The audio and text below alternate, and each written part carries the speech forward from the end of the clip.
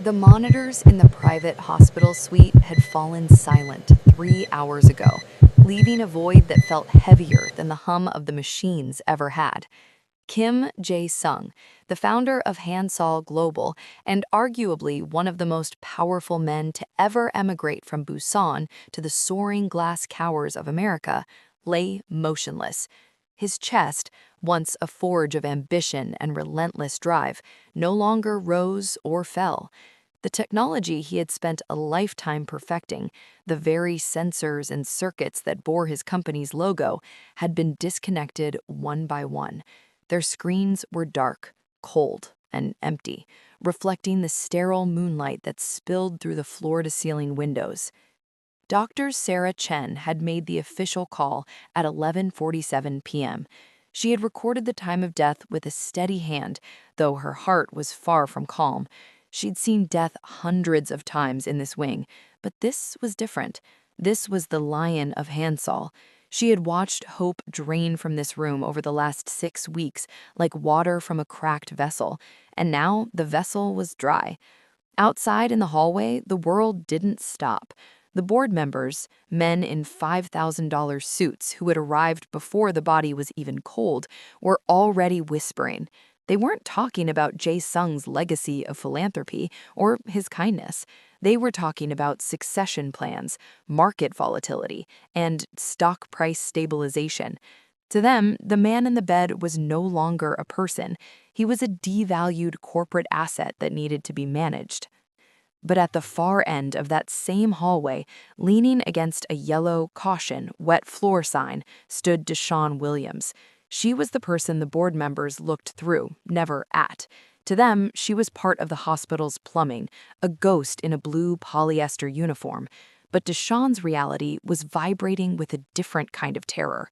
Her hands were raw from industrial bleach, and her back ached from a double shift. But it was the weight behind her cleaning cart that truly terrified her. Zara, her 3-year-old daughter, was curled into a ball behind the trash bins of the cart, clutching a stuffed bunny whose fur had been loved into matted gray clumps. DeShawn's morning had been a disaster. The radiator in her apartment had hissed and died. Her car, a rusted 2012 sedan, had refused to start twice. And then the ultimate blow. Her babysitter, Mrs. Gable, had texted at 5 p.m. saying she had the flu. DeShawn had stood in her kitchen, looking at the past due notice on her kitchen table, and made a choice born of pure desperation. She couldn't call out, not in this economy, not when the hospital was looking for any excuse to streamline the staff. So she had smuggled Zara in, hidden under a pile of fresh linens, praying the night supervisor wouldn't check the supply closet. Zara had been an angel for 6 hours, playing silently in the break room, but now the hospital was too quiet. The lack of noise was scaring the child. "DeShawn, Mama," Zara whimpered, her voice echoing off the sterile linoleum. "Mama, scared, won't go home." DeShawn knelt down, her knees popping. "Shh, baby girl, just a little longer. Mama's almost done. We're gonna get a treat tomorrow, okay? Just be my brave little soldier." But Zara wasn't being a soldier. She was an exhausted toddler. Her eyes were red-rimmed, and her forehead felt warm. She needed a bed. She needed a real, soft place to sleep, not the cold floor of a supply closet. DeShawn looked towards Suite 401. The lights were dimmed. The important people had moved to the cafeteria or the chapel. The room was in limbo, the strange, sacred period between the final breath and the arrival of the funeral home.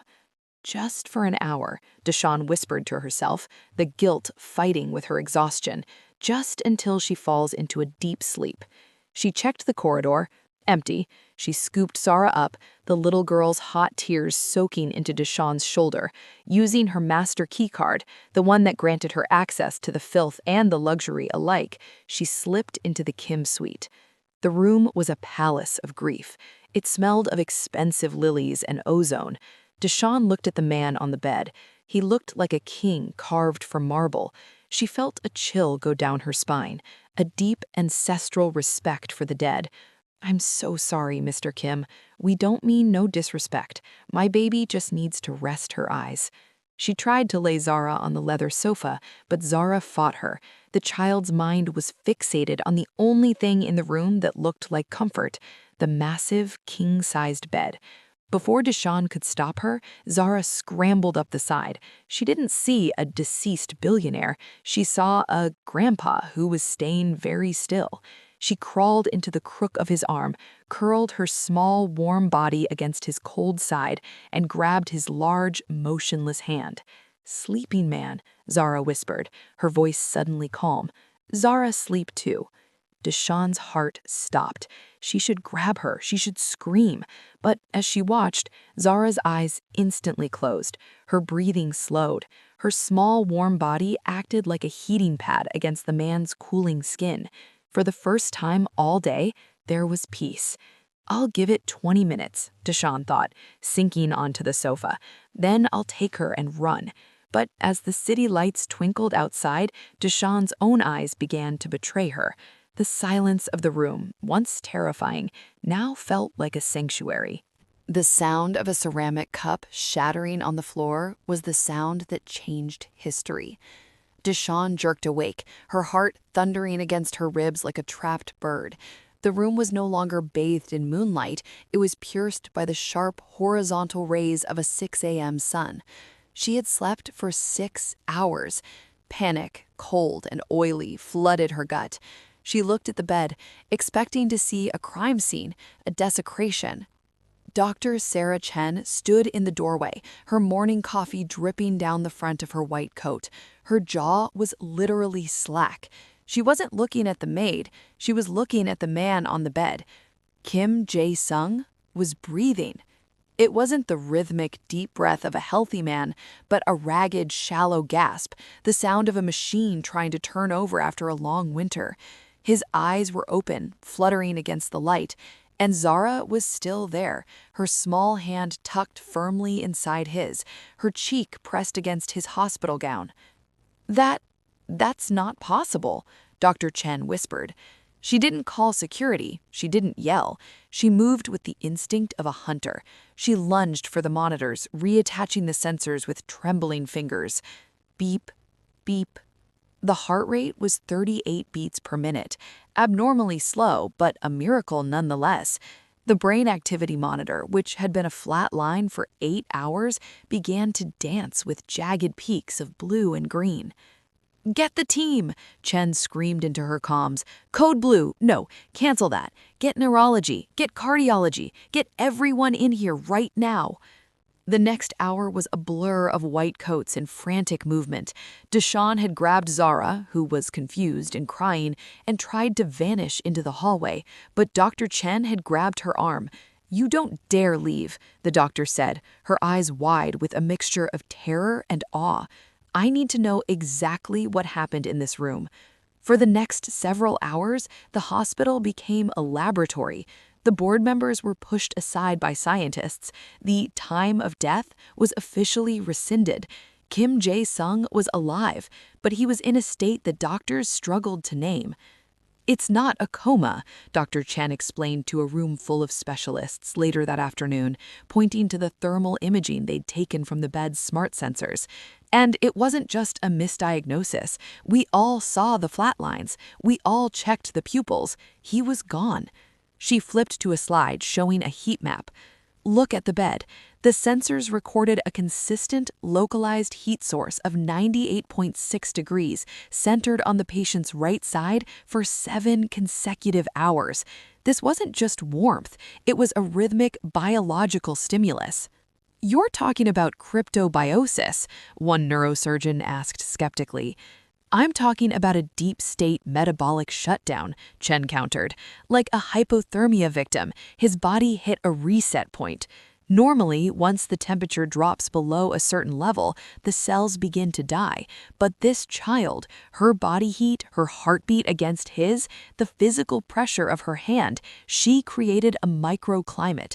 She kept his core temperature just high enough to prevent cellular crystallization. She became his external autonomic system." The room went silent. The doctors looked through the glass at DeShawn and Zara sitting in the waiting area. "So the kid saved him?" a nurse asked. No, Dr. Chen said softly. The kid recalled him. She stood at the edge of the cliff and held his hand until he decided to come back up. Biology had an explanation, but the explanation felt like a ghost story. The odds of a child being in that room at that exact stage of metabolic decline, choosing to sleep in that exact position, the math was astronomical. If Zara had slept on the sofa, Kim Jae-sung would be in a morgue. When Jae-sung was finally stable enough to speak, 3 weeks of grueling, painful recovery later, he didn't ask about the stock market. He didn't ask about his son. He asked for the doctor. "Tell me," he rasped, his voice sounding like dry leaves on pavement. "Who was the girl in the dark?" Dr. Chen told him the truth. She told him about DeShawn, the invisible woman who had broken every rule to keep her child safe. She told him about the 3-year-old who wasn't afraid of a dead man. Jae-sung wept. He didn't cry like a CEO. He cried like the little boy he once was in Busan, cold and hungry, wishing for someone to hold him. "In my culture," he told Dr. Chen, "we are taught that we owe a debt to those who save us. But how do you pay a debt for a soul?" The meeting between the billionaire and the maid was not held in a boardroom. It was held in a sun-drenched rehabilitation garden on the hospital's roof. DeShawn had arrived trembling. She was convinced this was the moment she would be handed her walking papers. She had prepared a speech, a plea for mercy. "I'm sorry, sir, I had no choice. Please don't take my job." But when she walked into the garden, she saw a man who looked different. Kim Jae-sung was in a wheelchair, his hair thinner, his face lined with the toll of his journey back from the edge. When he saw Zara, his entire posture changed. He reached out a hand, the same hand Zara had held, and gestured for them to come closer.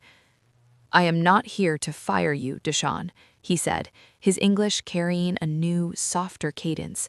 "I am here to ask for your forgiveness." DeShawn blinked. "Forgiveness? Sir, I broke the rules. I put my baby in your bed.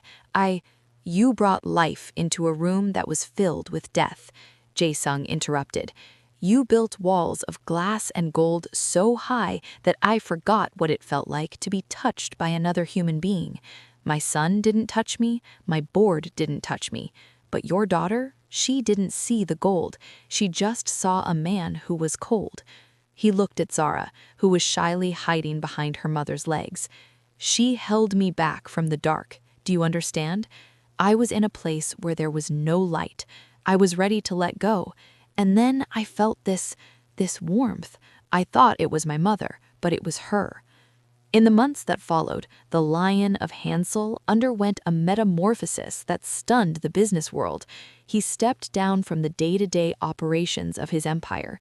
He began to look at the people who made his world run, not the VPs, but the drivers, the cooks, the cleaners.